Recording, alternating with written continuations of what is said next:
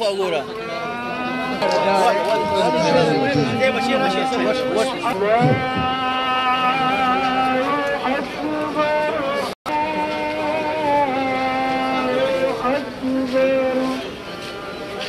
أشهد أن لا بدونکو په دغه جلسه کې چې په چوک کې ده او د صدر صاحب د طرف نه باقاعده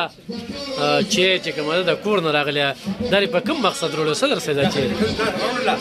او دا سره په یو کې ښه مې چې کله تقریبا دې بیا کې ښه دې په کړی و دا سپیشل ده نو ګرانو کتونکو موږ هم ورته چیس کو